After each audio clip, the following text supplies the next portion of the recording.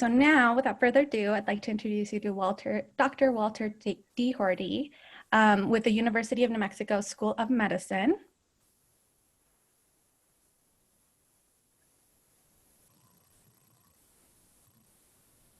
Okay, welcome.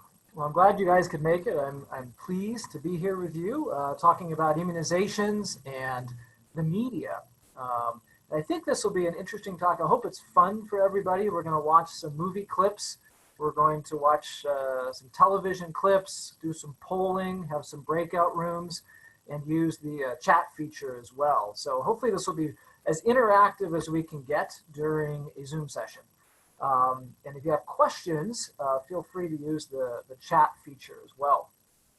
And so we are going to talk about a variety of different things, and we're going to start out, there we go, really with this slide, because I think immunizations in general can at times be a little bit polarizing, and I think especially when the media is involved, it can become even more polarizing, and the media can often be used as a weapon or a means of propaganda. And this can include film, television, news media, social media, including blogs and Twitter. And so I think we would want to try to approach this as civil discourse, although frequently it does seem like at times our society has taken a brick and smashed it through the window of civil discourse. So what we're going to talk about is briefly why this is important. We're going to talk about cinema and movies, which is something people may not think about so much with immunizations, but I think is actually really interesting. We'll talk about Twitter and blogs in terms of social media and trends that we have seen on that, a little bit of research on that. And then news. And we're going to talk a little bit about interviews and debates. That often is a staple of talk radio or a lot of 24-hour news type shows. And so we'll kind of do this from a couple perspectives, but how to be a consumer of that, but also how to be a participant of that and an active participant. And then we'll conclude and kind of sum up what we hopefully learned. What I would like you guys to take away from this are 5 things. Number 1, be able to talk about and identify how immunizations have been portrayed in movies over time. So how this has changed over the years. Secondly, to describe the relationships between outbreaks of vaccine-preventable diseases and what's going on vaccine-related Twitter content. Third, be able to identify the most common vaccine-related themes on blogs and how vaccine content on blogs has changed over the last decade. Be able to discern when it is appropriate to turn down an interview or debate request in the media. How to be a discerning consumer of these opportunities, because they can be opportunities that can be helpful, they can also be harmful. And then identify at least 3 tips for controlling an interview. So if you are being interviewed, hopefully we can take this from the viewpoint where you are actually a little more in charge of the interview and the content. And that can make a world of difference in your comfort level and then the level of useful information that you can convey. So why is this important? I'd like to open up this with this lithograph. This is a lithograph from a long time ago, but actually this came out right around the time the smallpox vaccine came out. And the smallpox vaccine was actually based off of cowpox, which was a similar virus. And milkmaids were immunized with this or inoculated against it. But even though this was the really first vaccine that had been used, you can see that there were still concerns about it. If you look closely, you can see that this artist has called this the wonderful effects of the new inoculation. And there's a syringe right there on the table. And you can see that actually there are cows growing out of the immunized people and some horns there. And this was a concern of side effects. People actually thought that they might turn into a cow if they got immunized with this. And it was shortly after this that the first anti-immunization league was founded. So this is one of the earliest depictions of media and its portrayal of immunizations. And interestingly, it was a negative portrayal. And then this has been picked up by celebrities through the years. This is Jenny McCarthy. We'll meet her a little bit later on. And our president has tweeted some anti-vaccine tweets over the years, really sort of anecdotally based and not evidence-based. And this can lead to an eroding trust in immunizations. We're familiar with some of these outbreaks, the Disneyland outbreak of about 6 years ago. And this has led to some name calling, playing the who is unvaccinated blame game, who is a quote unquote freeloader that might be trying to take advantage of herd immunity but doesn't want to get immunized. This can lead to a lot of anger and strife and so on and so forth. So this is really why it's important. As I mentioned before, media often becomes a battleground for some of these arguments. We're going to start out with movies and cinema. And I think most people enjoy watching a movie. And movies are really, if you think about it, one of the last, well, maybe not last, but it's definitely a shared cultural experience. So newspapers have kind of fallen by the wayside, particularly print newspapers. So the concept of everyone reading a newspaper in the morning may have fallen by the wayside a little bit. Network television has changed drastically over the years and has decreased in terms of programming content, but movies still unite. A movie like Avengers Endgame made $2.2 billion at the box office. So this is still a shared cultural experience. And as such, it has a tremendous amount of power. And people really haven't understood or I think taken into account the influence a movie has. And so this is a movie, anyone remember this one? I do this exercise with some of my residents and they don't recognize some of these, but anyone know what movie this is? Feel free to unmute or enter in the chat. Gone with the Wind, good. So this is Gone with the Wind. And this is Star Wars. So there's movies every 10 years or so come out that capture our imagination, but they can also have health effects.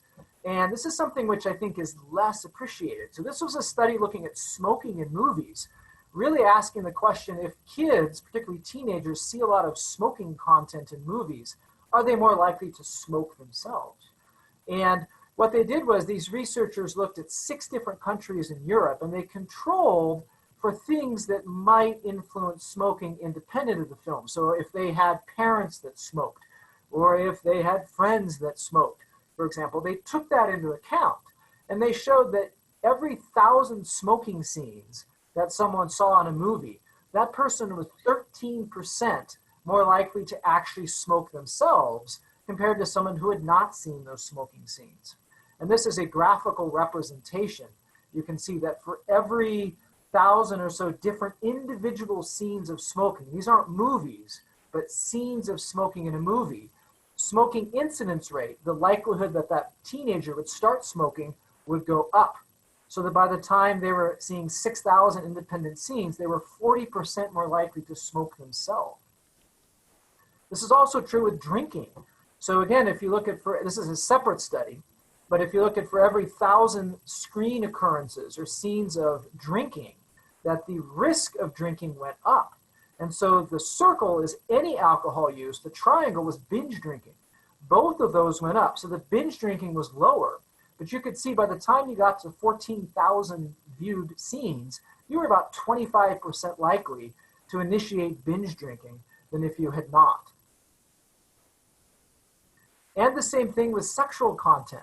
So this is looking at age in years on the horizontal axis, and this is proportion yet to sexually debut. So when you start at the beginning here, no one has had any sexual debut or sexual intercourse. And as the curve goes down, the sexually naive population goes down, and those who have had sexual intercourse goes up. The red are female, blue are male, and MSE is movie sexual exposure.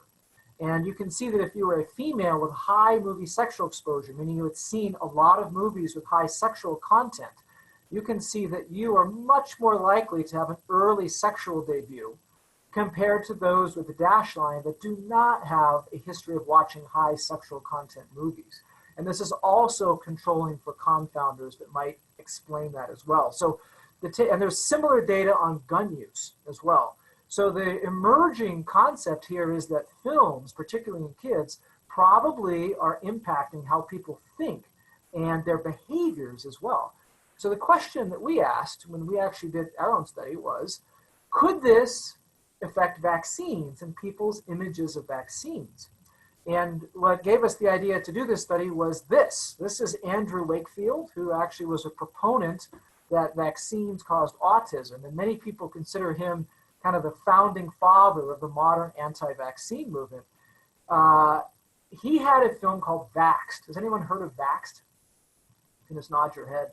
But this is actually an anti-vaccine movie, which basically took his theory and put it into a 90-minute documentary, which, by the way, is actually quite boring. I watched the whole thing, but it was a documentary. And this got interesting on many levels. It actually got a lot of play. It was on Netflix. Stories were picked up by the New York Times, the Times of London. It was getting a lot of media attention. And he made this is really fascinating, that stated that it was screened at the Cannes Film Festival. And so this was getting a ton of play. And it was also discussed on the Today Show. What was really interesting was when we actually researched this, the movie was never screened at the Cannes Film Festival. What Andrew Wakefield had done was he had rented out a movie theater in Cannes, France during the Cannes Film Festival and played it to an audience. But it was never actually selected to be in the Cannes Film Festival. So he was able to make the claim that it was screened during the Cannes Film Festival, but it was actually not part of the Cannes Film Festival. So very deceptive. But a lot of people assumed that this was screened at the Cannes Film Festival. That gave the movie credibility. And so people took this film very seriously, and a fair amount of people watched it. So we actually published an article looking at this and said, well, let's go back to 1925, which was the first vaccine movie. That was a Laurel and Hardy movie from 1925, all the way up to 2016, and look at how many movies portray immunization. What are the main themes in these films? And has this changed over time? Are movies getting more negative, more positive? So a couple of interesting things. 22 of these movies featured unethical testing or unethical use of a vaccine, so forced immunization, for example. 15 of them showed loss of freedom or forced immunization, so civil liberties being taken away. 4 featured autism links, and 13 featured conspiracy theories, where the government somehow might have been testing a vaccine in secret on a population for nefarious purposes. And how did this is a graphing the film. So this was the first film. This was that Laurel and Hardy film from 1925, smattering of films in the 40s, the 50s, 60s, 70s, and the big uptick after the year 2000. And this is a graph looking at the decades, so 1920s, 30s, all the way to the 2010s. And this is the number of films with a given theme. And so here's the different color codes. So you can see this is negative vaccine portrayal. The gray is a conspiracy theme. This is anti-freedom. This is negative portrayal of the medical community. This is autism themes, and this is an unethical use. And you can see right around 1990, all of these shot way up. So they're essentially non-existent in the first 6 or 7 decades of this. And then really in the 1990s, they shot up. Interestingly, Andrew Wakefield's paper came out in 1994 in The Lancet. So whether this was a cause and effect is unclear. Movies may have been reflecting concerns that were present in society, or perhaps they were influencing attitudes as well, like the smoking movies and the alcohol movies. It's a little unclear. But clearly, there was a huge uptick in negative portrayals of vaccines in film. Films with a negative portrayal of immunization made over $1 billion at the box office. So if you assume that the average ticket price was $8.65, which is a big overstatement. That's taking the 2016 average price of a movie. But remember, back in the 50s, 60s, 70s, it was much cheaper. But if we are very conservative, that would estimate that about 120 million people bought tickets to see these films. That does not include Netflix, Redbox, cable viewings, or network TV. So that's probably a gross underestimation of the number of people that were exposed to these films. So now we're going to play some movie clips. So each of these are about 15 to 30 seconds long, and I'll introduce them. And what I want to do is have you guys watch these, and then we'll open up the chat room for some comments. So think about how these are being portrayed. This film is Panic in the Streets. This was an Oscar-winning movie from 1950. And the story here is that a man is infected with pneumonic plague, and he is running around New Orleans infecting people. And this individual here is from the health department, and he is trying to vaccinate as many people as he can to prevent this outbreak from getting out of control. So listen to this interplay here, and this is a reporter here who's talking to him. and then we'll sort of see about how the vaccine is being portrayed. So why don't we listen very carefully to what's going on. It's a little bit faint, so listen very carefully.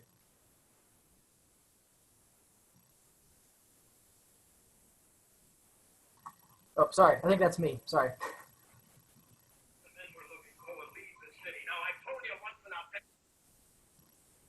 Oops, sorry.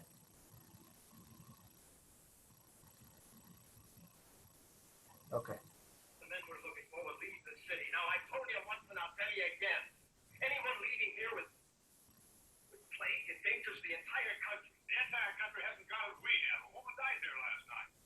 This problem lies right here in our own community. Community? What community? Do you think you're living in the Middle Ages? Oh, come now. Anybody that leaves here could be in any city in the country within 10 hours. I could be here today and I could be in Africa tomorrow. And whatever disease I have would go right with me. I know that. Just think of it when you're talking about community. We're all in a community, the same word. Okay, so that's an interesting speech you probably wouldn't have heard from a movie in 2010, for example. So what do people think about that? What jumps to your mind when you hear that speech in that film?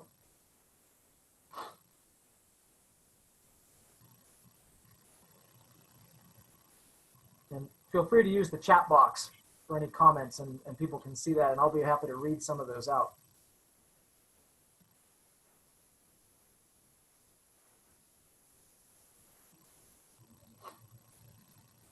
Yeah, fear. Yeah, so they're afraid of this thing. Right, they're absolutely right. Pneumonic plague is scary. It really is.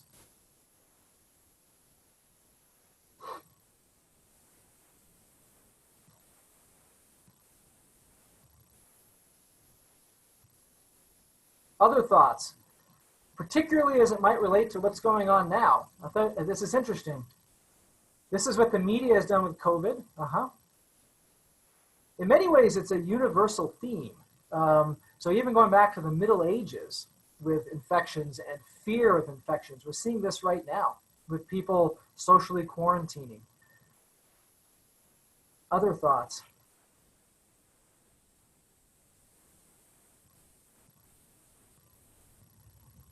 Difficult to hear it was. It's an older film.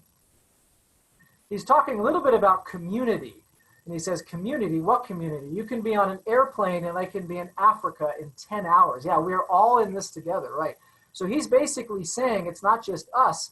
I could be on an airplane and be in Africa in 10 hours. So we have a responsibility to everyone to really try to contain this outbreak. Urgency to protect everyone. Yeah. Individual freedom versus community to public good. And I think what's interesting is this film is coming down more on the public good side of things. But these are themes that we're discussing right now in 2020, 70 years later. And this movie was really having that same discussion we are right now. Lack of trust with each other, exactly right. And he's arguing we're all in this together, and the reporter is saying this is our own problem, it's our community, we deal with this. So 70-year-old film that won an Academy Award in 1950 is probably just as relevant now as it was back in 1950. Let's go on to the next clip. Yeah, and the health department worker was stressing the threat of disease to all. This clip is from X-Men: The Last Stand. Really, the only reason I'm doing this is the way they're portraying the immunization.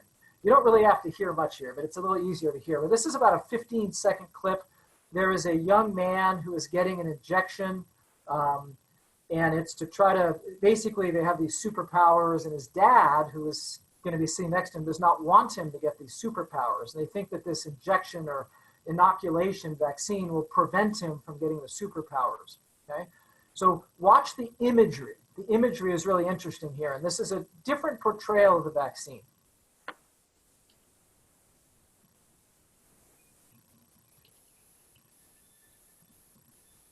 Dad, can we talk about this for a second? We talked about it, son. It'll be over soon. Everything's going to be fine. Wait. I can't do this. Warren, calm down. Okay, so what do you think of this portrayal of the vaccine?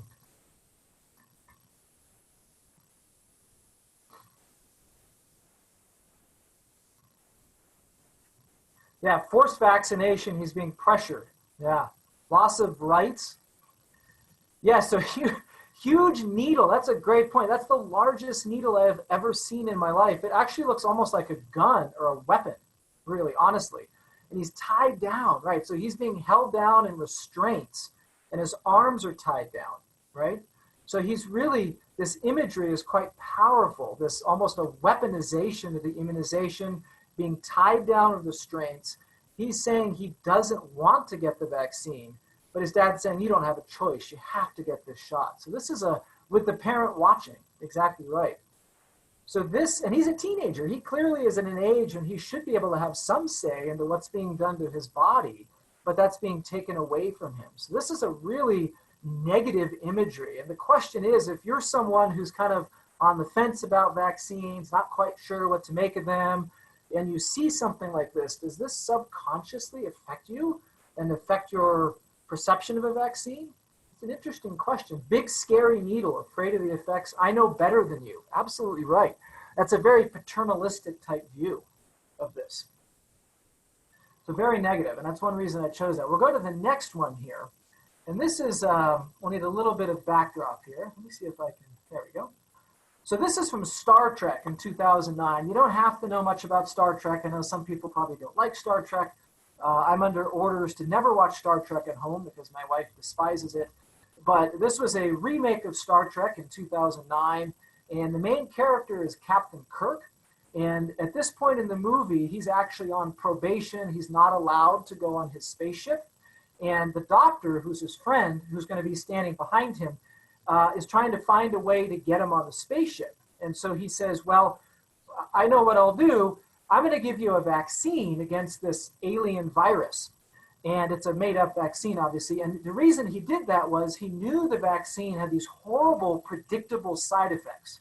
And it causes your tongue to swell so you can't talk. It causes your fingers to swell. And he knew that by giving him the shot, he would have these side effects. He could then get him on the ship as his patient. And so that's how he used him to get him on the ship.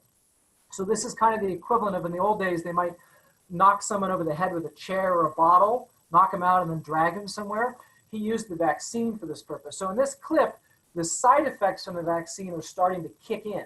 And he's trying to talk to one of the shipmates here as the vaccine side effects are kicking in. So let's watch this. This is another quick one.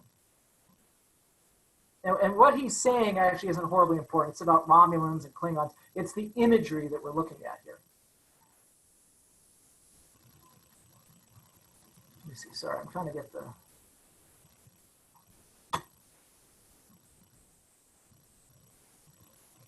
There it is. What are you doing? Klingon prison plane. What is that? God, what's wrong with your hands? Like, who is responsible for the Klingon attack? And what's wrong? There's a ship. What? What's happening in my life? You got numb tongue? Numb tongue? We can fix that. There's a ship. What? Romulan. Romulan? Yeah. Yes. All right, so how is this portrayal of immunization?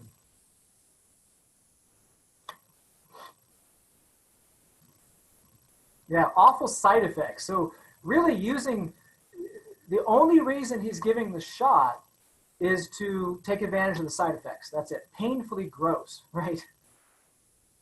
Scary adverse effects, absolutely right. It's possible in this fictional universe that the disease the vaccine was developed for is a horrible disease, but they don't talk about that. It's just being used to take advantage of its side effects, which are apparently are so predictable that the doctor felt comfortable giving him the shot, knowing he would suffer these side effects. Really looks like he was almost having anaphylaxis. He can't talk. His tongue is so big, his fingers are swelling. If he came into the emergency department, he'd probably be given a shot of epinephrine and admitted to the hospital. So this is, again, a really negative portrayal of a vaccine in a really popular movie. So this movie made over $200 million at the box office and was a really big film. And this is the kind of thing which is interesting because it's kind of you could throw this away and just say, well, it was a fun movie, Star Trek, laser beams, ships exploding. But the question is, do people really get affected by that portrayal? Again, if you're someone on the fence, how does that portrayal affect you? I don't know. So it's kind of interesting.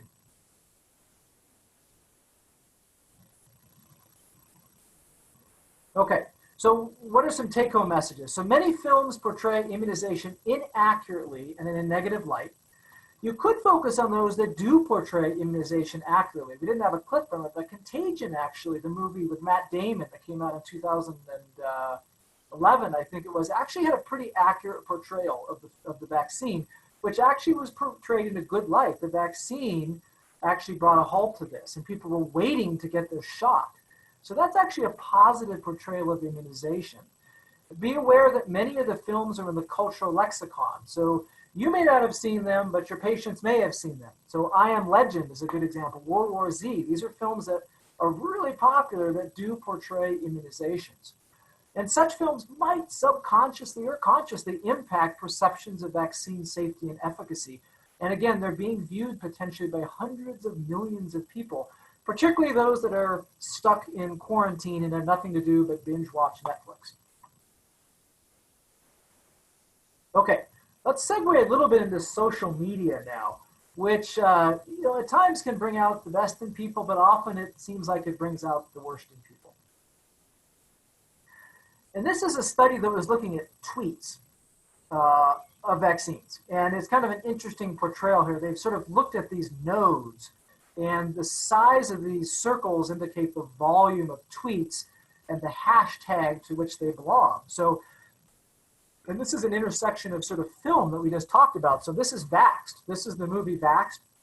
So hashtag Vaxxed was getting a lot of tweeting at the time that movie came out, along with hashtag CDC whistleblower, hashtag CDC fraud, hashtag CDC truth, hashtag CDC vax, and then some positive tweets like hashtag end polio, hashtag World Polio Day, hashtag vaccines work. And so really this similar volumes of tweets, but you're kind of seeing where they're coming from and the sources of them. And this is a really interesting paper that came out a few years ago. And this was looking at the Disneyland measles outbreak, which occurred in December of 2014 and extended into 2015.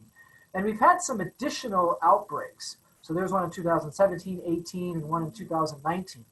And what they did was they sort of superimposed the number of cases. So this peak corresponds to the number of measles cases that they were seeing.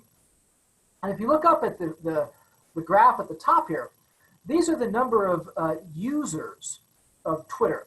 And the blue are pro-vaccine users, the orange are anti-vaccine users. So more pro-vaccine users, in fact, you can see kind of a spike right around 2014 starting to go up, corresponding with that Disneyland measles outbreak. And it was pro-vaccine folks going to Twitter. What was really interesting, though, is that if you look at the number of tweets, they were disproportionately, especially early on, anti-vaccine.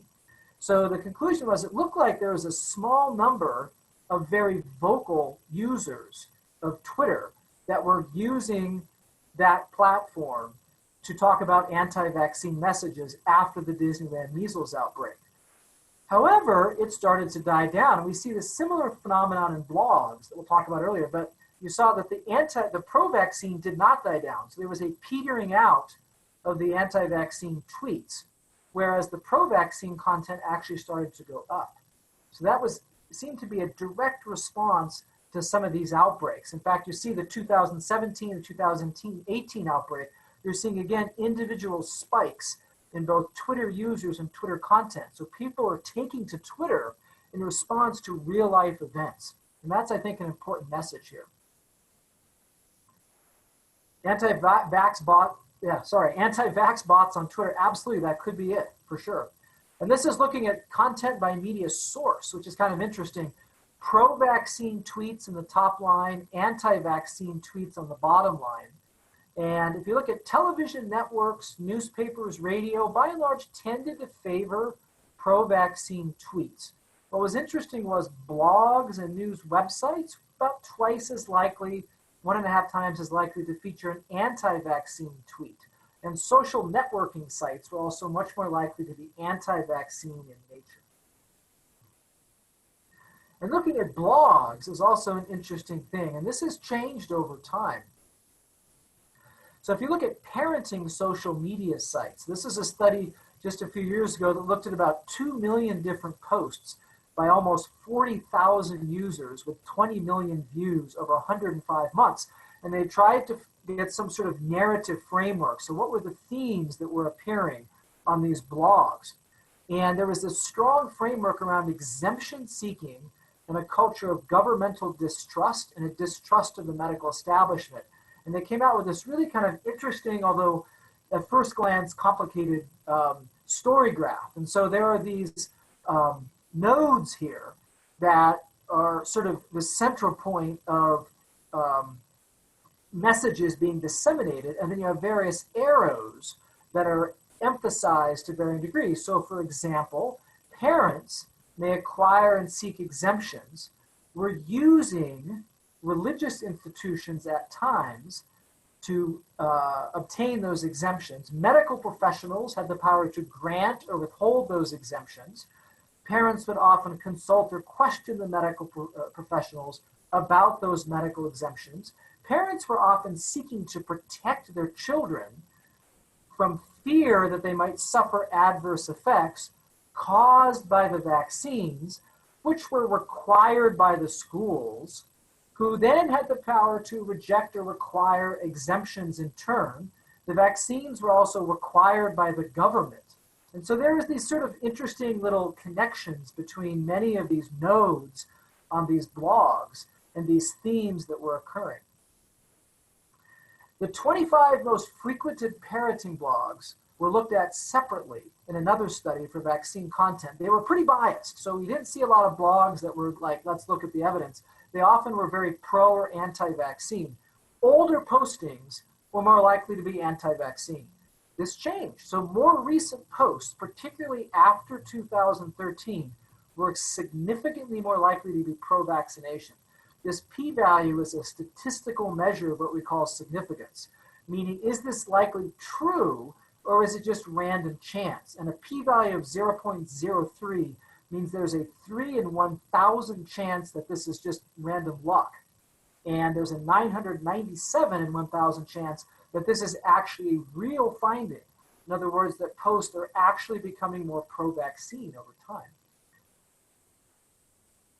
Now, what was the content? So they're becoming more pro-vaccine, but what are they actually talking about? And the most frequent comments focused on providing, requesting, or evaluating source credibility, both for pro and anti-vaccine comments. So about a fourth and a third, respectively, we're looking at, is this information actually valid? So is this person that you're talking about, or this link that you're sharing on the blog, or this news story you're sharing with us, how do we know it's actually credible and valid?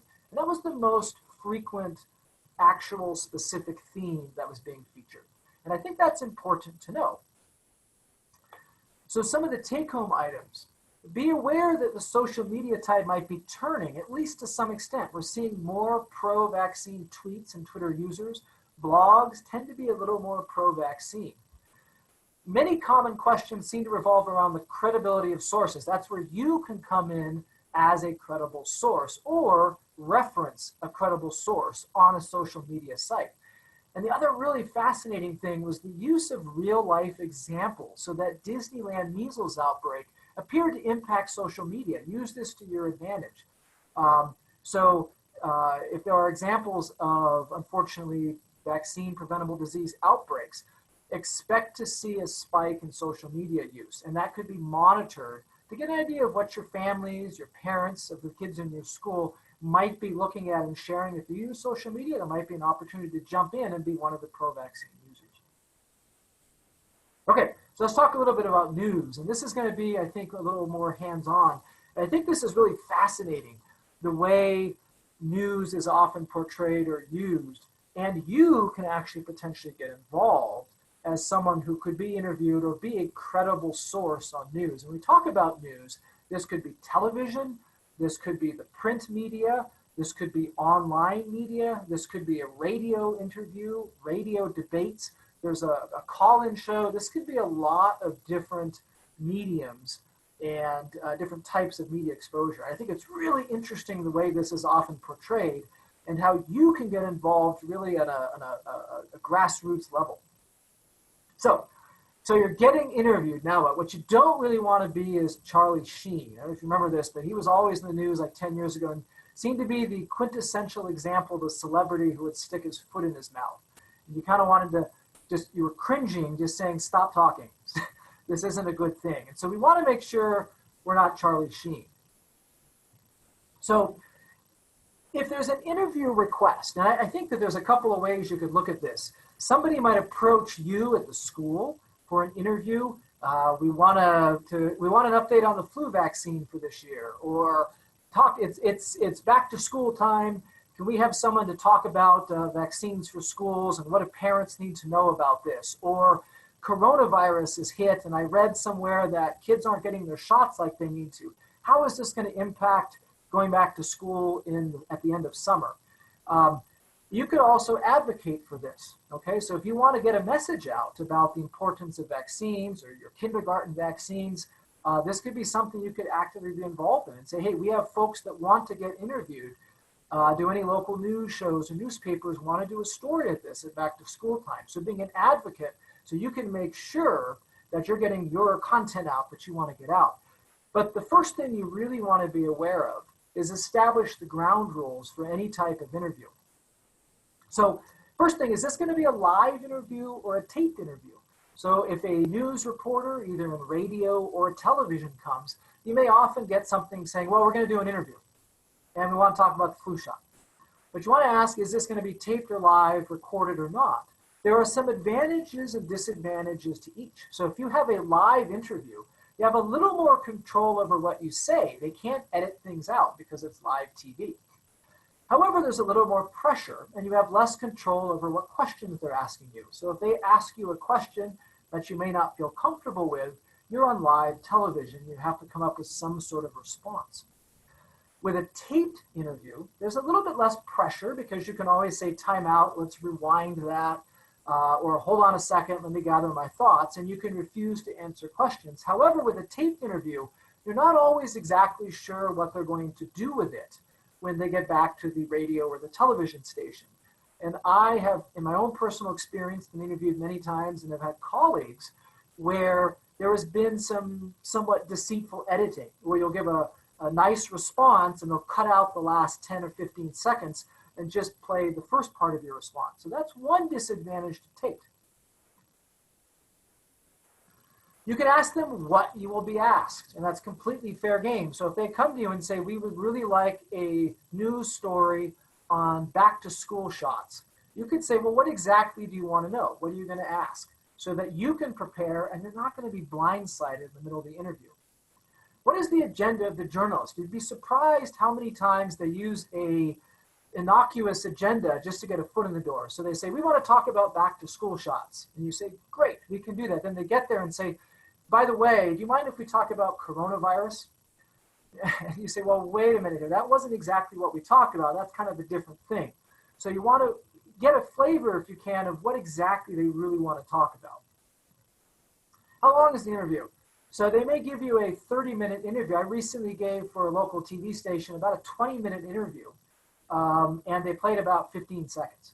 So those are fair questions to ask. How much airtime are we going to have? How much time are you actually going to interview me? And what exactly you're going to use? So don't be too trusting. Okay? Take control of this interview. And what will actually be shown on the air? So that's fair game. So if they say, well, we're only going to show we're looking for 15 seconds that we could show on the TV or the radio, okay, be aware of that. So as you're giving this interview, remember, they're only going to air 10 or 15 seconds. You don't want to enter into these long 60-second, 2-minute responses to questions because they're going to cut a lot of that out. Keep it to short, very focused points. And a great tip here is avoid the use of clauses. So for example, so you could say, although vaccines can cause side effects and may not always protect against vaccine-preventable diseases, the majority of immunizations are safe and effective. So that's kind of a dangerous statement because somebody may focus on the first part, or they may cut the first part out, or they may cut the last part out. It's probably simpler if what you really want to say is most vaccines are safe and effective to just come right out and say that, and say the majority of vaccines are very safe and effective. Very short, focused take-home points. that people can remember during the interview and are very difficult to edit after the interview. And come with short, focused talking points. Prepare. Write out some 3x5 cards. What exactly do you want to say? So if they want to come and talk about the flu shot or back to school, you have your own agenda. You're the one that would be driving the interview. Prepare maybe 2 or 3 things that you want everyone to come away with at the end of the interview, your objectives for the interview. So for example, you might want to say, flu shots are safe. Flu shots prevent serious disease. It's not too late to get a flu shot. And those are those statements you're going to work in during the interview as often as you can. And you don't have to answer every question. So let me give you an example. Somebody comes to interview you at the school or your office, and they want to talk about flu shots, and it's coronavirus is still circulating, and it's going to be extra important to get a flu shot this year. And they spring this on you. And they say, I heard that some new research shows that if you get your flu shot too early in the flu season, it could wear off later in the year. So should we wait to get our flu shots until January? And maybe you think, yeah, I've kind of heard that. I know from a public health perspective, it's not a good idea. But if you feel like you can't really give a cogent, well thought out, concise answer to that, and you have it sprung on you in the last minute, it's okay to not answer that question, okay? Particularly if it's a taped interview, and say, that wasn't what we were going to talk about. I didn't prepare that. I can get back to you on that, but I really don't feel comfortable answering that live on the air or in a taped interview. So please don't ask me that question, because that's not really fair from the reporter's standpoint to ask you that. Okay, and then control the interview like we've talked about. If you're getting too many off-topic questions or sense a hidden agenda, it's okay to stop the interview and insist on moving back on topic. And I've had a few instances where this has happened, where somebody was fishing for you to say something, maybe something controversial or to make a statement. And if you feel like they keep going that direction, it's okay to just stop the interview. You don't want to give in and say something you're going to regret later that may be played over and over again on the radio or television. Bring it back to your talking points. And then lastly, have a strong concluding message. Almost every interviewer will say, are there any last things you want to say or any last messages you would like to convey? And that's where you come back to your talking points, your little 3x5 cards, and say, it's not too late to get a flu shot. Give that one last focused pearl before you leave the interview. Okay, so here I think we'll take a brief breakout session. And what I'm envisioning is we'll get you guys into some small groups, I think 3 minutes, so feel free to introduce yourselves. And I'm going to have this agenda here. This is what you'll talk about. We'll have a poll afterwards that'll have a question on it. Would you participate in the interview? Yes, no, we're not sure, because that's your first question. And then we'll open it up to discussion about what you thought about this. So pretend you are asked to participate in an interview with a local television news show who wishes to know whether or not the school district will require immunization with a COVID-19 vaccine prior to enrollment, if a vaccine is forthcoming. And for the purposes of this vignette, at the present time, the school district has not made any decisions in this regard. So this could be now. So maybe we'll get a shot in the spring or the summer, and the reporter just kind of wants a story on, do you think the school system is going to require the shot? Or is it going to be like a flu shot where it's not required? And that's what they want to know about your school system. So let's take a little moment here, go into the breakout session. Do you feel comfortable doing the interview? And are there any questions that you would potentially want to ask the reporter before you commit it?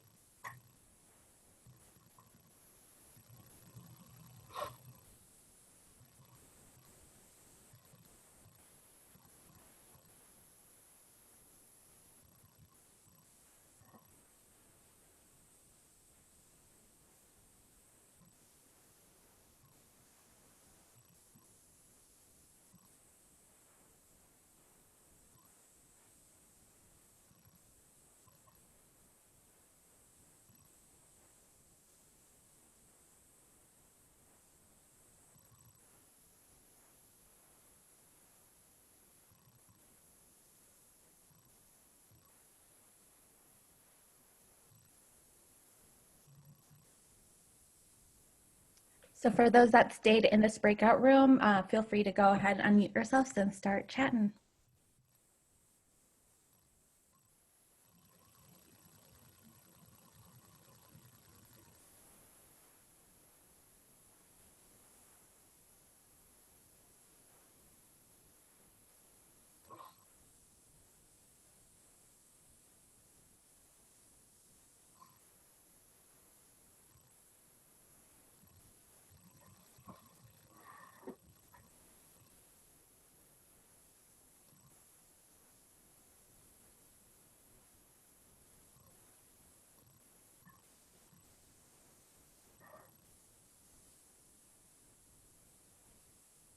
I know Cynthia is here. Joey, Carmen, Jana, Aisha, Olivia, are you still in the room in the session?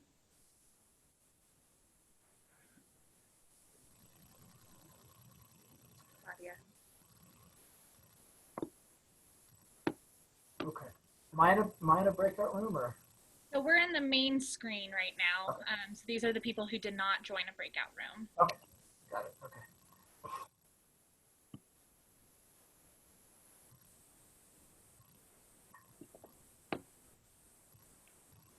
Joey, Carmen, Aisha, Jana, I'm sorry to call you out. Can you just confirm that you're in the session, that you can still hear us? If not, unfortunately, I will have to. Oh, perfect. Joey's here, Aisha here. Carmen, Jana, are you still in the session?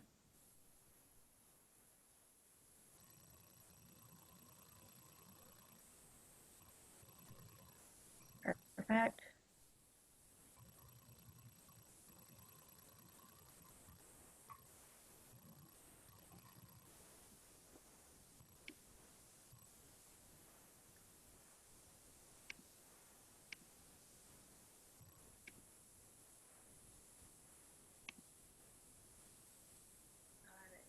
I'm going to go ahead and let them know they have 30 seconds.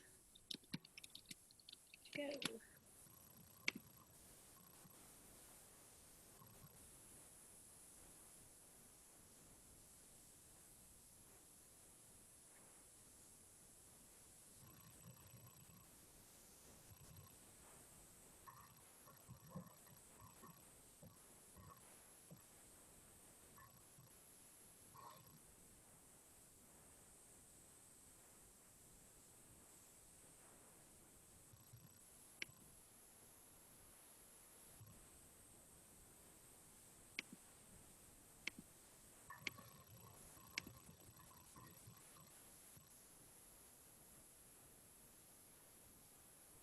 All right, Walter, everyone should be back in this main room. Great. Well, let's do a quick poll then. So if we can go to the next slide. Would you agree to the interview as currently described without further clarifications? So yes, no, or unsure. The clarification might be, I want to ask a few questions about this. So take some time to vote there.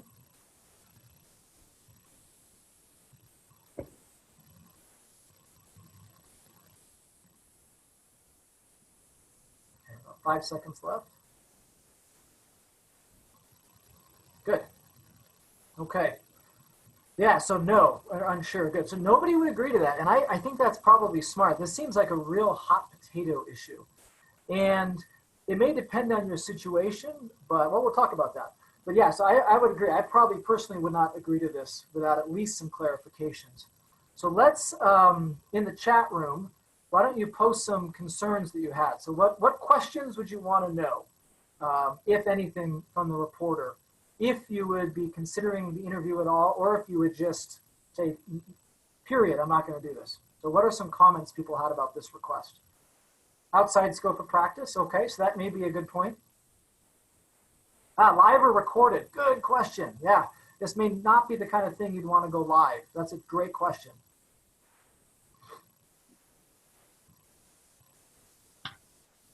Why me and not the policymakers? Okay, great. And it could be because the policymakers didn't feel comfortable talking about it either. So they're trying to find other people to talk, which probably means you may not either. I'm a nurse at an individual school, not appropriate.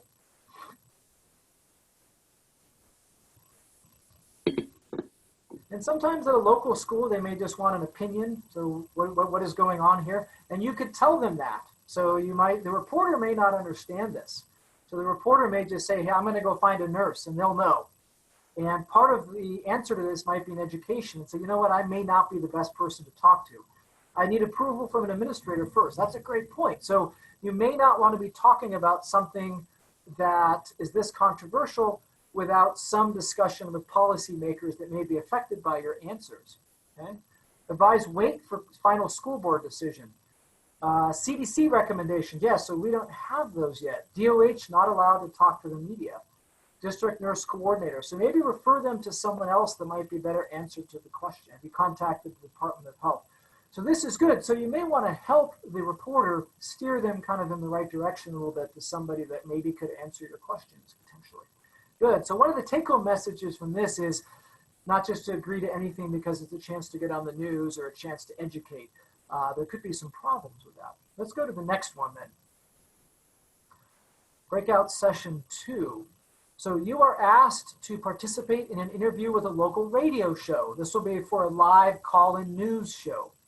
The host wants to ask about measures schools have been using to help keep our community safe, such as the use of Zoom teaching, canceling sporting events, any of those measures. You want to participate, any request from the host. So this question is now looking at a slightly more innocuous topic that's not necessarily medically focused. So there are certainly some medical things, but there's a lot of stuff going on that schools have been doing. My kids were actually meeting with some of their counselors on Zoom, their PE teachers on Zoom, but it's now a radio show and it's a live call-in show. So let's take, again, 3 more minutes and talk about that a little bit.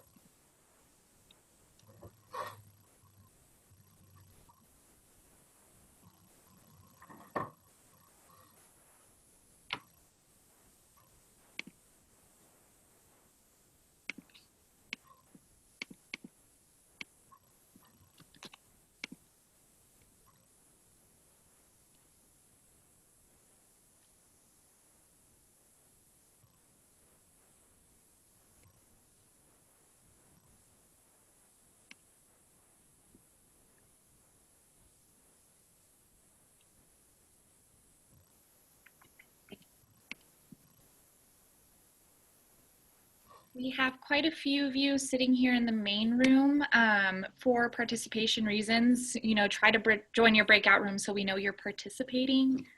If you are not here, you may get removed.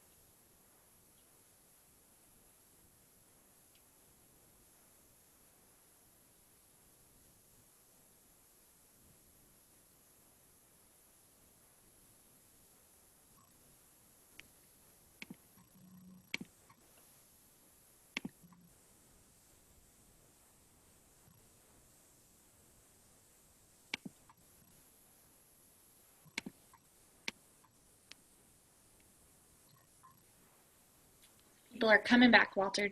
Okay, great. So let's have next slide, we'll have a poll. And no right or wrong answer, but would you participate as currently described? Yes, no, or unsure?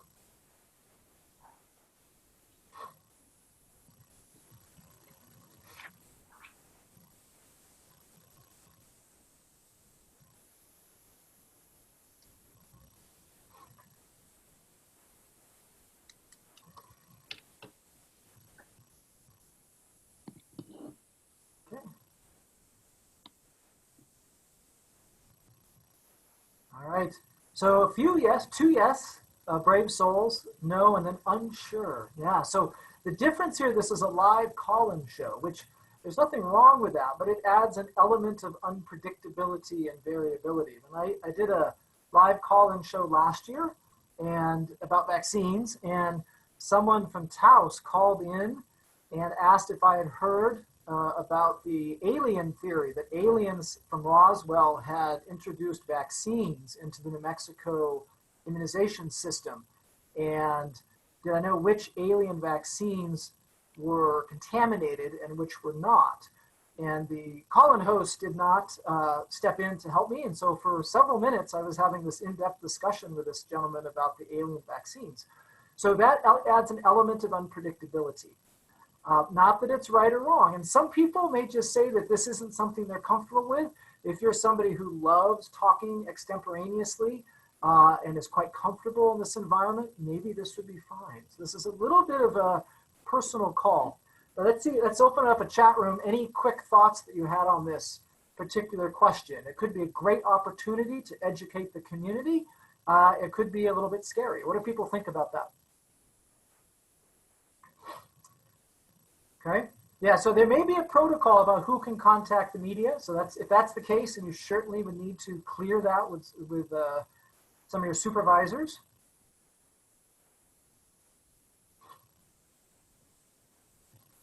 Unpredictability, yeah, so it's a little bit scary. And I think one thing you could deal with the unpredictability is to ask a couple of questions. So is there a call screener? So some radio shows will have a call screener where they'll kind of screen out the unusual phone calls. And you can also ask about the host who might be more comfortable in that environment stepping in and helping out with some of those difficult things. Some people think this might be more appropriate for a principal at the district level, worried about confrontation. Audience is pretty large, higher source person is needed. So depending on your point of view, you may want to steer the reporter in to a different direction, for example. Good, okay. So let's move on to the next one. Okay, you've been invited to participate in a debate. So debates, and this is, I think as a consumer and also as a participant is kind of interesting. This seems to be commonly portrayed on a lot of news shows. There's the Brady Bunch format where there'll be like, 2 or 3 or 4 people on the screen, and they often have radically different views and they kind of argue at each other and stuff. And so what to make of that when that comes on? And this is a somewhat famous debate in the vaccine community. And I'll set this up for you a little bit. This is Jenny McCarthy, who was an outspoken anti-vaccine advocate, appearing on Larry King Live. And she's debating a couple of pediatricians. She came on the show initially before the debate by herself and had maybe 10 or 15 minutes with just her and Larry King talking about her concerns. And then she showed some images of her child who was affected with autism, and she got to speak a little bit. And then they went to a commercial break and they brought back some of the doctors and stuff to speak. The person next to her is kind of with her, and then the people to her further down to her left are the physicians. And then Larry King is sitting kind of next to Jenny McCarthy. It's only going to be about 26 seconds, but it kind of gives you a flavor. So let's go ahead and watch this and see what you think. It's an older clip, but here we go. Onset of their symptoms. All those studies are not independent studies, though. Well, there are many, many studies, and some studies have flaws and some studies don't. But for example, in California, if you look at what's happened we took mercury out of the vaccines back in around 2002. You say there's no mercury in vaccines right now. When we've taken out, is mercury still in the vaccine? we have removed, the tetanus shot also has a full complement of mercury. And by the way, I don't believe that. Okay, so this went on for about 10 or 15 minutes. But what do people think about that in general? So it's just, some comments. I know it's a little hard to hear, but you got a flavor for what was going on.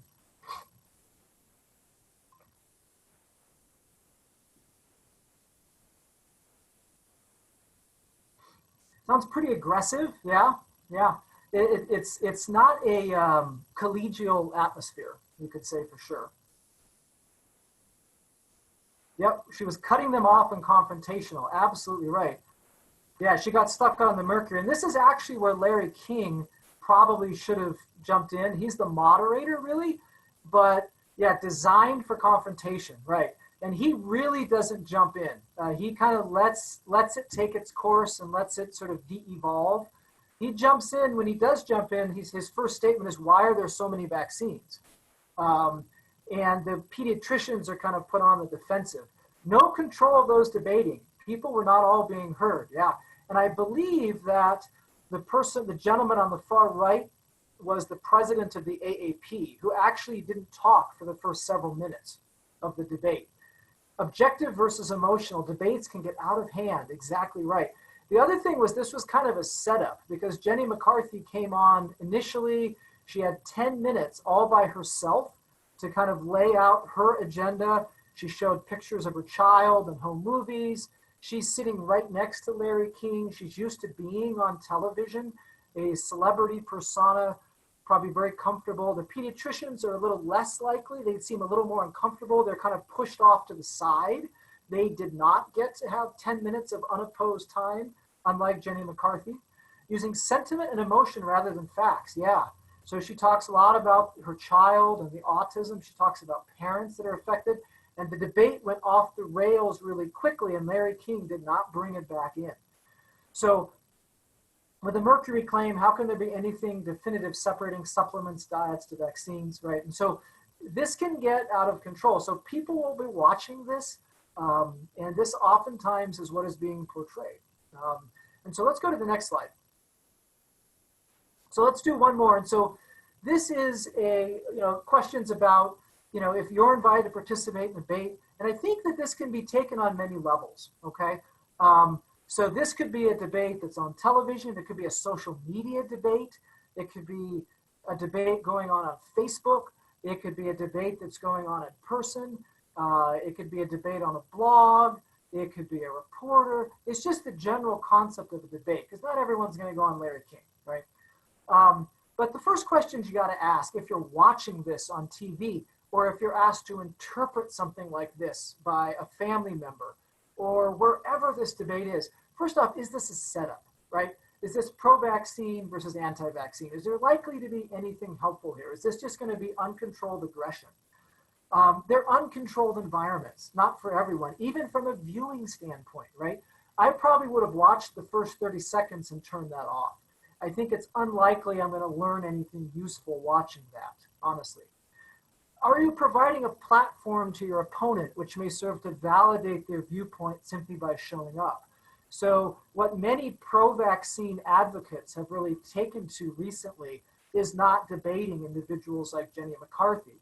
In the film Vaxxed, going back to our cinema discussions of media, Andrew Wakefield asked many leading vaccine experts, including vaccine researchers, to come on to the movie and provide an opposing viewpoint, and they refused.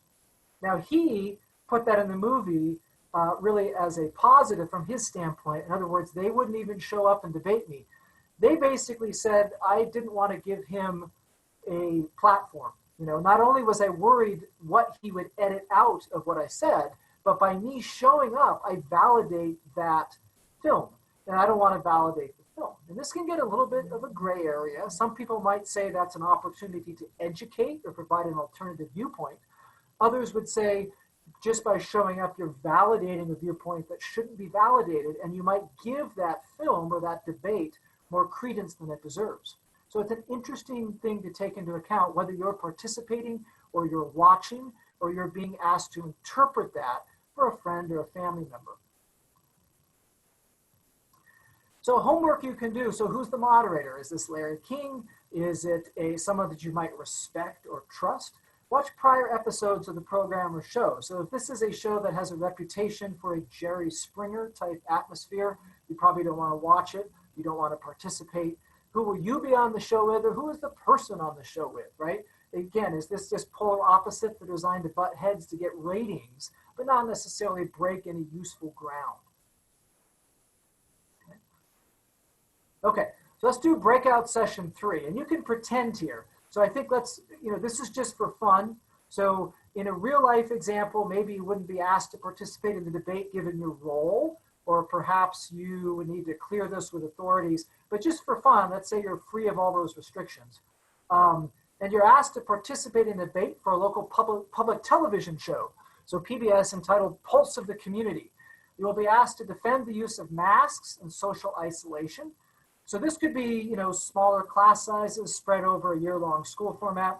as a possible means of preventing the spread of COVID-19 in public schools. An economics professor and outspoken critic of these measures has agreed to argue the alternative side. So a couple of interesting sort of subtle points in this, but sort of read that and what do you think? So take a couple of minutes, and maybe we'll do 2 minutes this time on the debate, on the breakout room.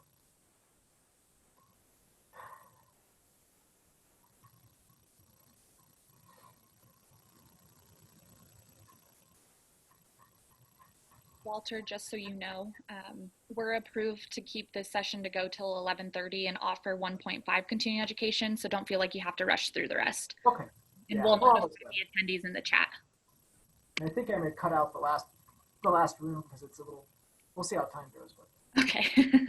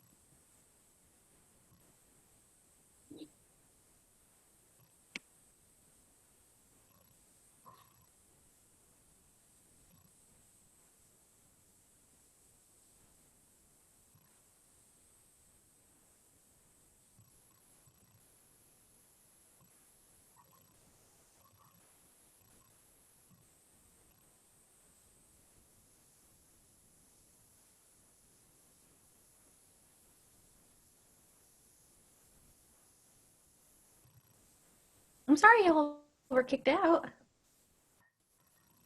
I don't know what happened. I don't know what happened.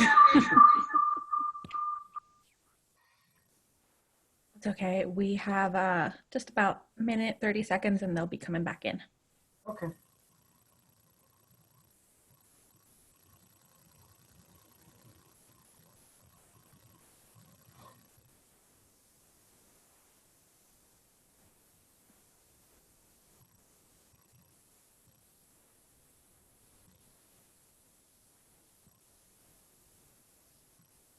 All right, I'm going to go ahead and close the rooms. Okay, great.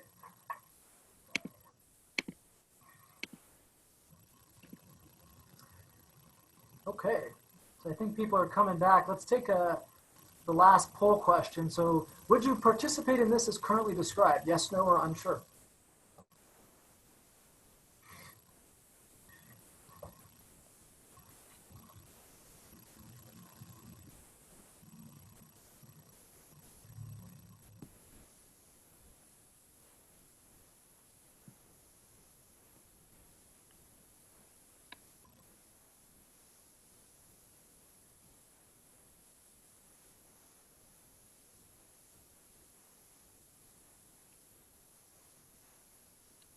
Okay, yeah, so 5 people said yes, 31 said no, and 6 were unsure. So a little bit of variability, interesting there.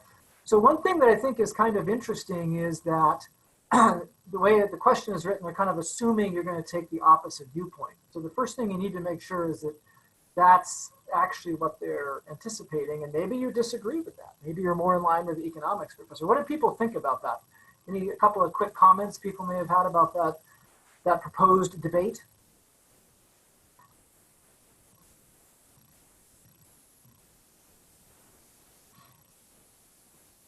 And thoughts I have just off the top of my head, I don't know much about economics, actually. And so one thing to consider is that individual, he or she, may be trying to focus on impact on the local economy and businesses and things like that. And I don't know much about that. Is the discussion going to veer off into territory I'm unfamiliar with? That's something to think about. Do we know this person? Are they antagonistic? Are they difficult to get along with, argumentative? Those are all things to think about. Hard pass simply to PBS. Sounds like the guy is ready to pounce on whoever gives the opposite opinion. Yeah, so those are things to think about, right? School counselor wouldn't match up in my book. Debate equals emotion. What's the agenda of the show? Right, so what are they trying to get at here exactly? Some of us might even think the implemented public health measures are not safe enough. Right. And it's a gray area too. So things are changing all the time, and maybe we need stricter health measures. Good. Interesting. So let me move on. So this one, I think we'll skip the breakout session. And this is a little more, this leads right to that last comment. Informational panels are much better. So this one, I think, just in the interest of time, is Our Children, Our Schools. Actually, I like the title of that. The debate will center around the efforts and actions that the public schools took to help address the COVID-19 crisis, the use of Zoom classes, broadcasting live lectures for home viewing, etc. You will participate with teachers who took part in these efforts, and will be less of a debate and more of a group discussion from the different viewpoints of the teachers and school nurses and guidance counselors. So this is less of a debate and more of an informational panel. And so this is something that's a little bit different, might be a little more palatable to people, maybe not, right? Maybe this is something you feel isn't helpful. So let's maybe skip the breakout room for time, but let's go to the poll, because I think this would be an interesting poll question. So this is more of a panel with all the various expertise and whatnot represented, getting their viewpoints from counselors, teachers, administrators, about what was done during that crisis at the end of spring in the school year. Would this be something you would participate in? Yes, no, or unsure? Or do you want more information? There's always a catch, right?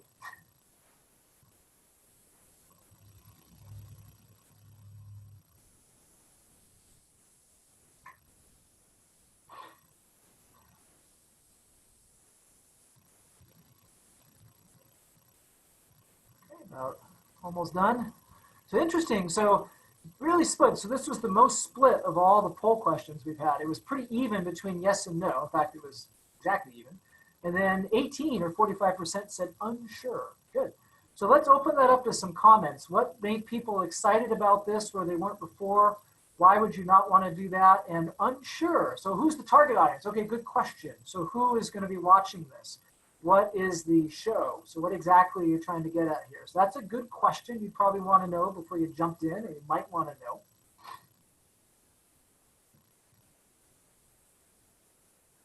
Other things that jumped out at me, what questions will be asked? Yeah, so that's a good point. So what exactly do you want us to comment on or answer?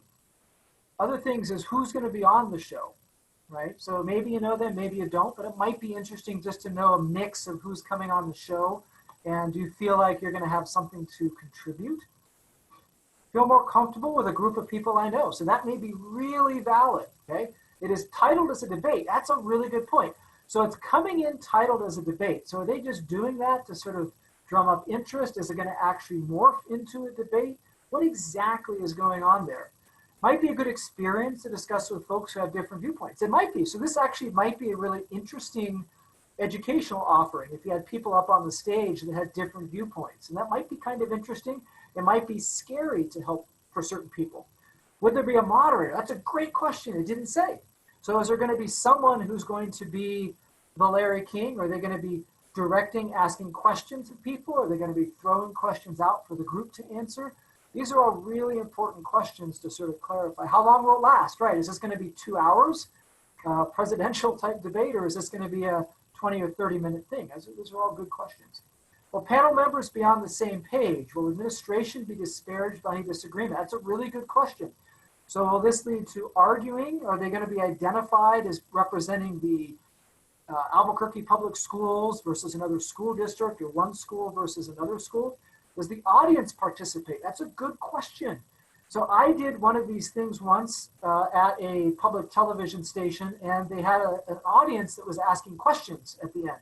And I didn't know that, and no one told me that. And there was someone in the front row that asked some very difficult, controversial questions that I didn't feel answering, but I had to because I was kind of trapped and didn't realize that was going to happen. So that's a great question. All of those are super questions.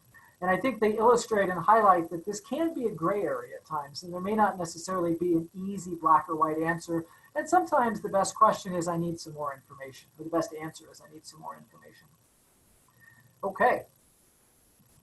So let's go back to our objective. So The first one was be able to identify how the portrayal of immunization in movies has changed over the years. And we talked a little bit about how that became a little more negative. Many negative themes were portrayed, such as adverse effects, taking away of personal liberties. And those movies were viewed by a lot of individuals. Second objective was describe the relationship between outbreaks of vaccine preventable diseases, like the Disneyland measles outbreak, and the volume of Twitter content that was related to vaccines. We showed that how a lot of those real-life outbreaks led to a spike in vaccine-related tweets from both pro and anti-vaccine groups. 3, be able to identify the most common themes related to vaccine on blogs and how that content has changed over the last 10 years. So many of the more recent common themes really focus on credibility and source credibility of items that are being discussed. And blogs have become more positive over the last 10 years, at least more pro-vaccine. 4, be able to discern when it is important to turn down an interview or debate request. So we talked a little bit about controlling the interview, which is objective 5, and looking at really hard questions that we talked about. So what type of interview is this? What kind of questions you're going to ask? Having some talking points.